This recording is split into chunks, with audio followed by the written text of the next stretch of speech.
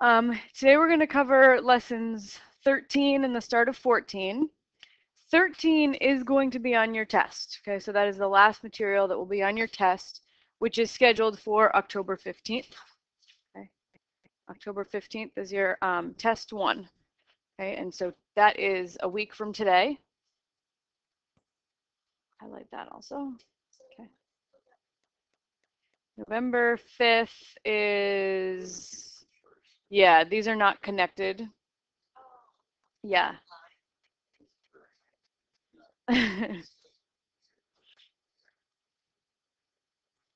So the first chart is the date that we do things in class. The second chart is your homework due dates chart.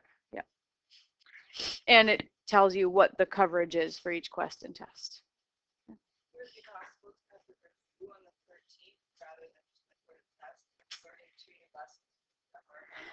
I wish it was possible, but we just can't fit in all the material and give a whole day to review.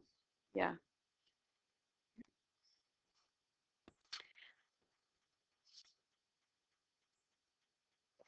The reason the test isn't Tuesday, which is also was considered, is because we're going to cover 13 on Thursday, lesson 13, and I don't like to test you the very next class on material that we just covered. It's just a preference thing. I want you to have a little time to digest it.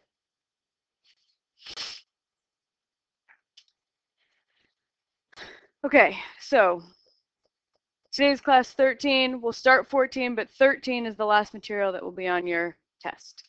Test 1 is a week from today, and it covers lessons 1 through 13. Everything we've done up through 13.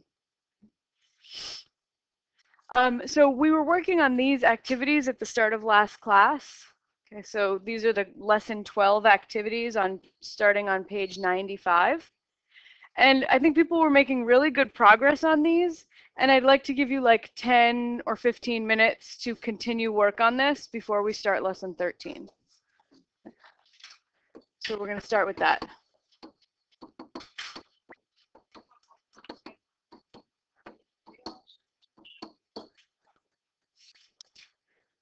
Okay, so in lesson 13 is actually just a continuation of lesson 12. We're going to continue to look at applications of systems of linear equations. So we're going to be doing more word problems that involve using a chart to try to set up 2 equations with 2 unknowns. So these are going to involve mixtures and travel. All right, so our first example, we have an auto mechanic who keeps bottles of antifreeze, which is just the chemical glycol mixed with water. So it's a mixture of glycol and water. And it comes in 2 strengths. The first bottle is 20% glycol, which means 80% of it is water. And the second bottle is 35% glycol, so 65% of it is water.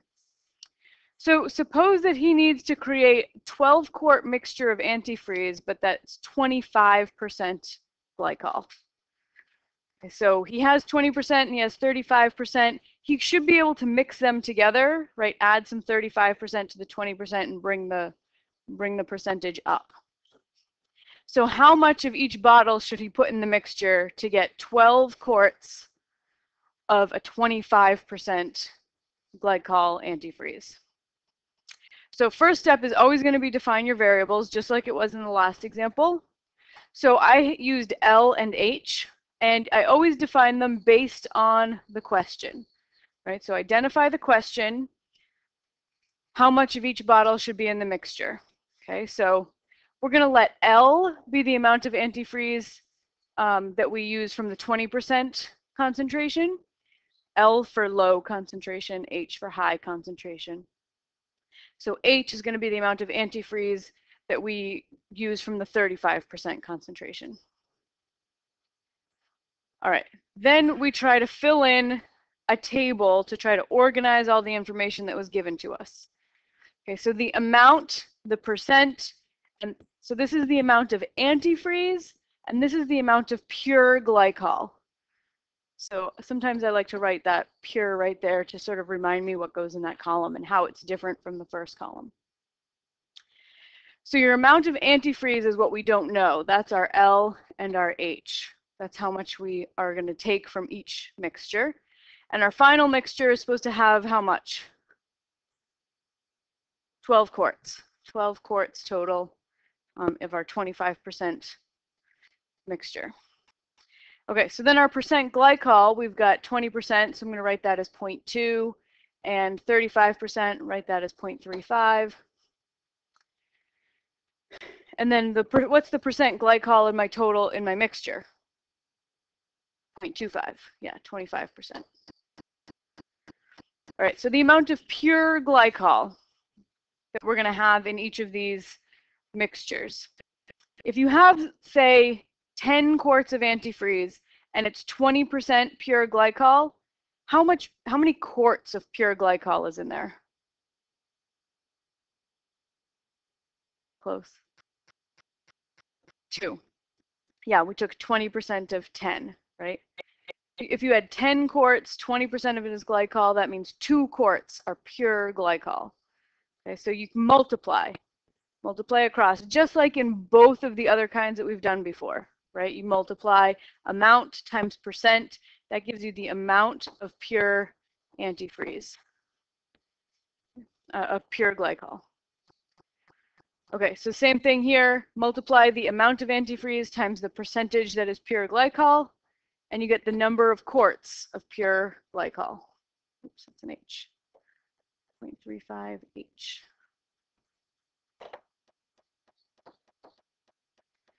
Okay, and then I know 12 quarts is 25% pure glycol, so how much of the 12 quarts of antifreeze is pure glycol?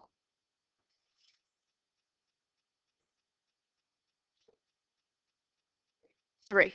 Yeah, 25% of 12 is 3 quarts. Okay, so my table is all filled in, right? I've organized the information they gave me. Now I have to try to write a system of equations. I have to figure out what equals what. What are the relationships that exist here? So, sort of put this back in the context of the story, we're adding together some 20% and some 35% mixture to get a 25% mixture. So this column should add up, that L plus H should be 12. Right? The amount of 20% plus the amount of 35% should give you a total of 12 quarts. All right, and then your amounts of pure glycol also need to add up. So I'm going to have 20%, 0.2L plus 0.35H should give me a total of 3 quarts of pure glycol. Okay. And you can solve that using your favorite method. I did double check, and on test 1, I did not require a specific method on any of the questions. So you can use either substitution or the elimination/addition method, whichever one you prefer. So I'll let you go back and solve that when you have a little free time. And we're going to do one more kind of problem today. It's got a really similar setup. Okay. But these involve travel. Okay, so for all such problems, we're going to use this formula: rate times time equals distance. Okay, the speed you're going times how long you're traveling at that speed tells you how far you've traveled. So we've got Irma flying her plane with the wind. So the wind is helping her. She's got a tailwind that speeds her up. She makes a 450-mile trip to Saratoga, New York in 3 hours. And then the return trip against the wind takes 5 hours because the wind is slowing her down. So we want to find the speed of the wind and the speed of the plane in still air, right? So in still air, what would the speed of the plane be in still air? What's the speed of the wind? Okay, so W will be the speed of the wind, miles per hour, and P will be the speed of the plane and how fast it can go in still air. Okay, so now I've got a little table. I have a trip to Saratoga and a return trip with the wind and against the wind. And then I fill in the pieces of information that deal with travel: rate, time, and distance. So the rates are what I was asked to find. So I'm just going to put in How fast was she traveling to Saratoga? What do you think?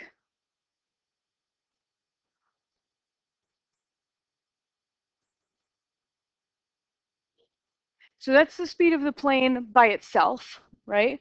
Without the help of the wind. How could I express the fact that the wind was making her go faster?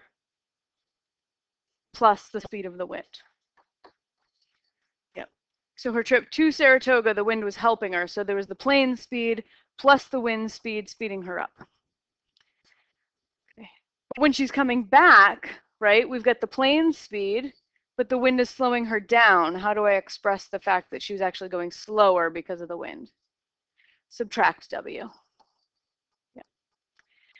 And then time, they said the flight to Saratoga took 3 hours and the flight home took 5. And distance, remember, is always rate times time. Okay, so I can say 3 hours times my rate P plus W, and 5 hours times my rate P minus W.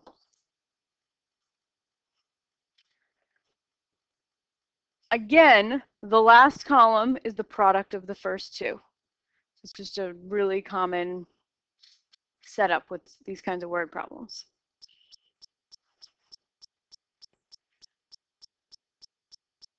Okay, so now we have to try to look at this information and come up with 2 equations. I have 2 unknowns, P and W, so I need 2 equations. Any ideas?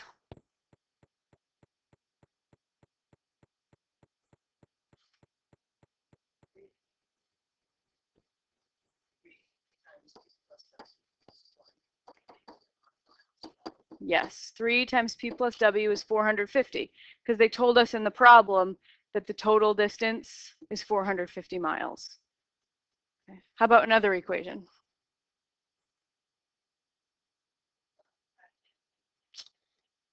The return trip is also 450 miles, right?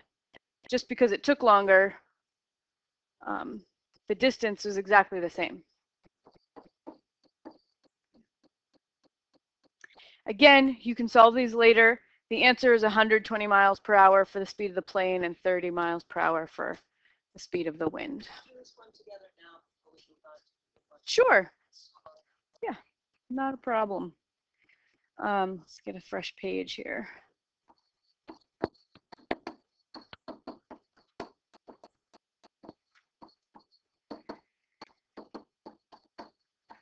Okay, so before you can start to do any of your methods, you need to have your both of your equations look the same format, right? Something times P plus something times W equals a number. So first thing I'm going to do is start out by distributing. So I've got 3P plus 3W is 450, and 5P minus 5W is also 450. All right, so since this is your request, Sarah, what's your favorite method to use?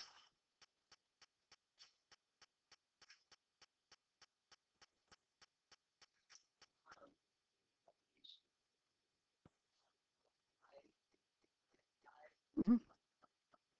Great. Okay, so elimination is a really good choice for this particular example because both equations would be difficult to solve for either P or W. It would get pretty messy. You'd have to introduce some fractions, right? So elimination is a good choice here.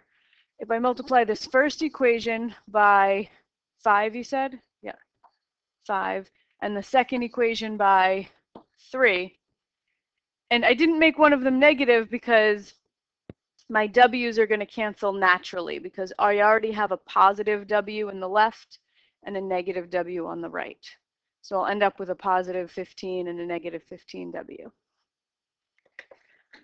All right, so when I distribute my 5, I have to multiply every single term on both sides by my 5. So I get 15P plus 15W equals 450 times 5.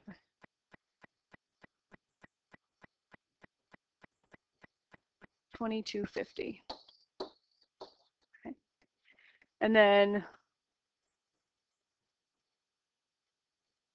my next equation, I distribute my 3, so I'm going to have 15p minus 15w. 450 times 3 is 1350.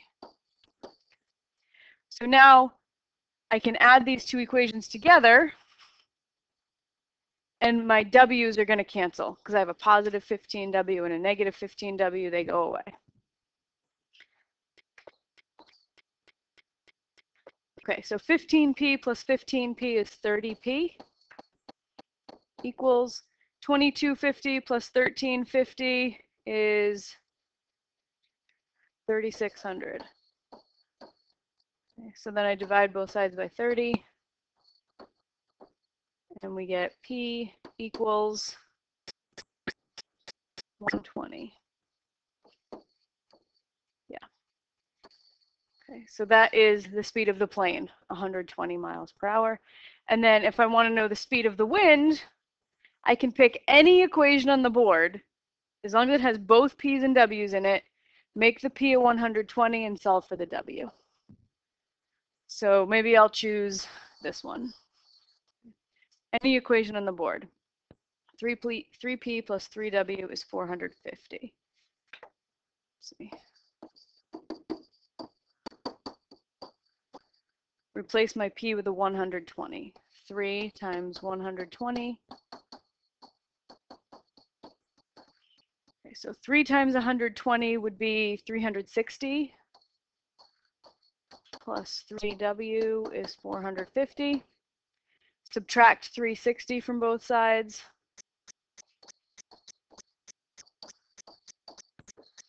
Those cancel, and we get 3w equals 90. Divide both sides by 3, and w equals 30. So the wind speed is 30 miles per hour.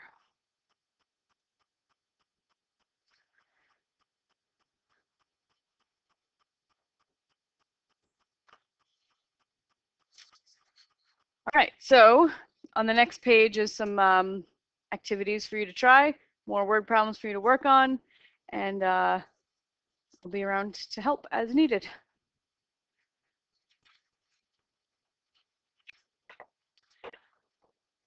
All right, so we're going to look at the Pythagorean Theorem today, and we're going to begin our exploration of exponents. Okay. Okay, the Pythagorean Theorem states that for every right triangle, the sum of the squares of the legs equals the square of the hypotenuse.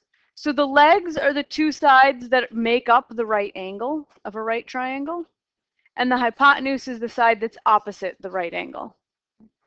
So A, in this triangle, A and B are the legs and C is the hypotenuse. And so the Pythagorean theorem says that A squared plus B squared equals C squared. Okay, so whenever you use the Pythagorean theorem, you just have to make sure that it's the hypotenuse is the number that goes alone on the one side, that goes by itself. All right, so let's say you're shopping for a home entertainment center. You find one at a good price that you like, and the space for the TV in the entertainment center is 17 inches by 21 inches. Okay, and you know that you have a 27-inch TV. The question is, can you fit that 27-inch TV into your 17 by 21 entertainment center? So the reason that this is a Pythagorean theorem problem is that TVs are always advertised by the length of their diagonal. So they only give you one measurement when you go to the store and look at TVs, and it's the length of the diagonal. All right, so I have an entertainment center I'm looking at. It's 17 inches by 21 inches. So I need to know the length of the diagonal. I would like to know how long that diagonal is. All right, so we'll call it D for diagonal, right? That's a right angle because it's assuming that it was made with some good craftsmanship. It should be a right angle. Okay, so the Pythagorean theorem says that 17 squared plus 21 squared should equal the diagonal squared. Okay, and we can use a calculator to square things. If you don't have a squaring button on your calculator, 17 squared just means 17 times 17. So you could type it in that way. But most calculators have like a little caret, either a little caret or a little hat for the exponent key, or an x to the y button. I can come around and look at your individual calculators in a minute and help you find it if you need to. So 17 squared is 289. 21 squared, 21 times 21 is 441 equals d squared. All right, so then I add them together, 441 plus 289, and I get 730. 730 equals d squared. So if d squared is 730, how do I figure out what d is? You square root it. Yeah, if that was 2d, dividing by 2 would make sense, but that means d times d. So I'm going to take a square root. So this calculator, I'm going to switch it to scientific mode. So I need 730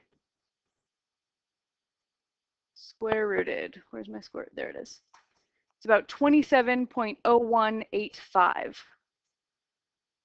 So square root both sides, and we get d is approximately 27.0185. All right, so will my TV fit in there? Just barely, but yes, it'll fit. So it fits.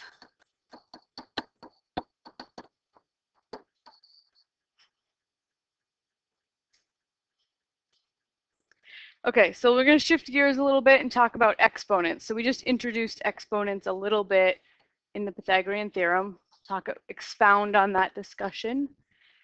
Okay, so many of the rules for working with exponents follow naturally from the definition of an exponent. Okay, so the definition of an exponent is repeated multiplication. So 7 squared means 7 times 7, which would be 49. 5 to the 4th means 5 times 5 times 5 times 5, which is 625. 2 to the 8th means 2 times itself 8 times, which is 256. So exponential expressions are written in the form x to the n. X is called the base, n is called the exponent, and it just means you write down n copies of x and multiply them all together. Okay, so we have 5 laws of exponents that we're going to talk about today. And you can just memorize what the rules are, or you can always use the definition of exponent to remind yourself what the rules are if you forget. Okay. So the first one says that if you're trying to multiply x to a power times x to a different power, right, you can just add the 2 powers together, right? So the answer will be x to the m plus n. So I want to do an example so you can see why this is the rule. Why does it work? Okay, so 3 to the 5th times 3 squared. Well, let's think about what 3 to the 5th means, right? That means multiply 5 copies of 3. 3 times 3 times 3 times 3 times 3. That's 3 to the 5th. Okay, and then I'm going to multiply that by 3 squared. 3 squared means 3 times 3. Okay. How many copies of 3 do I have written down all together here? 7. I've got 5 plus 2 more when I squared it, so I have 7 total copies. So this means 3 to the 7th.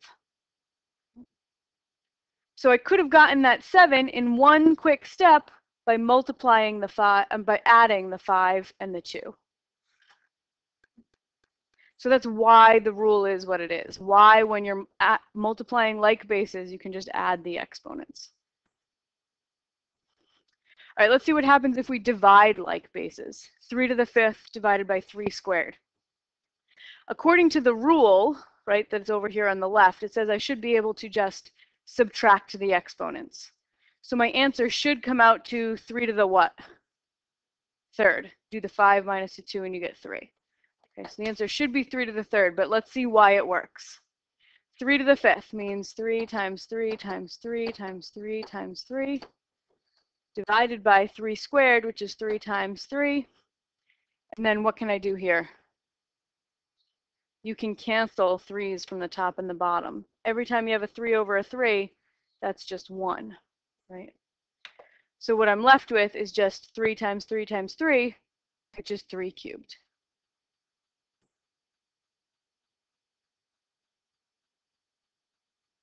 What do you think so far? Kind of make sense? Okay, so now I'm going to raise a power to a power, okay? X to the m raised to the n. So the rule for this guy says that when you raise a power to a power, you can multiply the exponents. So for these first two rules, we added, then we subtracted. For this one, you multiply the exponents. So according to the rule, what should the answer here be?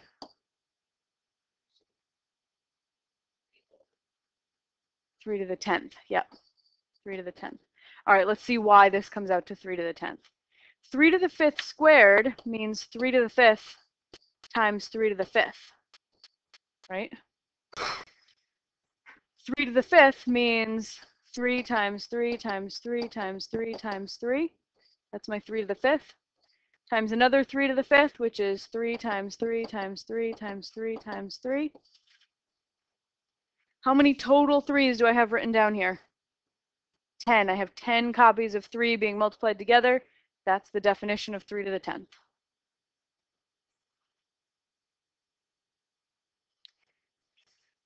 Okay, here it says if I have a product and I'm raising it to a power, it looks like the distributive property, right? It's not actually the exact same thing, but you can raise each factor of the product to the m power separately.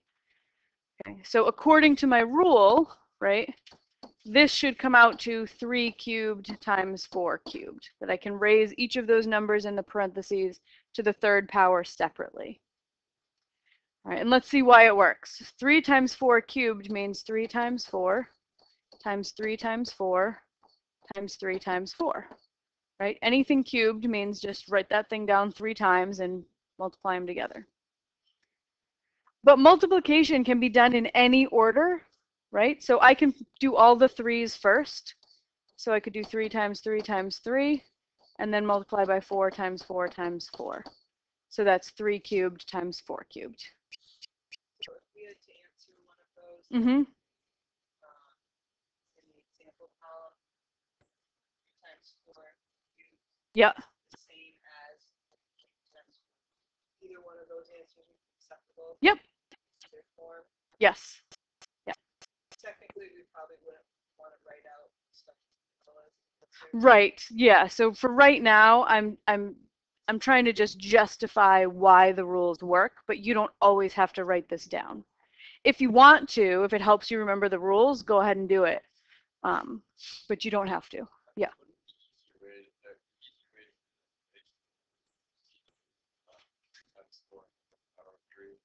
So do 12 times 12 times 12. Yeah. Yes, of course. Yeah. Yeah. But I just want, yeah, that would definitely be easier. I was just trying to demonstrate the rule, why the rule works. But yeah, if you were just trying to solve the problem, that's probably what you do. Yeah. Yep. Okay. The same rule works when you have a quotient raised to a power. You can raise the top and bottom of the fraction to the power separately. So x over y all to the m is the same thing as x to the m over y to the m. So 3 over 4 cubed, according to my rule, that should come out to 3 cubed over 4 cubed. It should be the same thing, right? So let's see why it works. 3 to the 4th, 3/4 cubed means 3/4 times 3/4 times 3/4. And when you multiply fractions, you just multiply the tops together and you multiply the bottoms together. So I have 3 times 3 times 3 on the top, 4 times 4 times 4 on the bottom. That's 3 cubed over 4 cubed. All right, so we just have a teeny bit left and 1 minute to do it. It's important that we be able to handle negatives when we're dealing with exponents. So when the parentheses are around the negative sign, that means -4 squared. So that means -4 times -4, which is what? Positive 16. Good. Now this guy, the negative is not in the parentheses. It's not glued to that -4, right? There's actually, this is one of those tricky instances where there's like a hidden 1. So this actually means -1 times 4 squared. Just because this has to be different from this, right? They mean different things. We have to have a way of meaning that there's a little 1 there.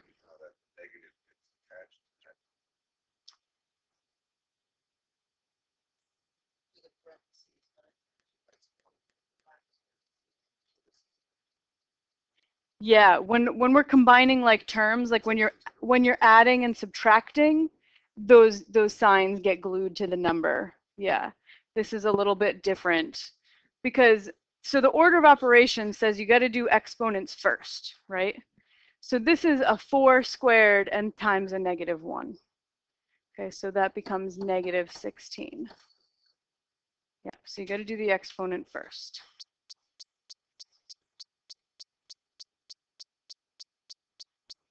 All right, and then I combined them both. So this means I've got a negative outside the parentheses, so that's a -1, right? Times -4 squared. But -4 squared, we know, we did it earlier at 16, right? So this comes out to -16 also. So the negatives take a little bit of practice. And I know we're just about out of time. Anybody remember what something raised to the 0 is? 1. 1. No matter how ugly, if you raise something to the 0, you get 1. In this case, there's a tiny exception. Close. -3. Because it's the r to the 0 is 1, so that's -3. All right, good. So I'll remind you of some of this next class, and we will do the activities on this next class.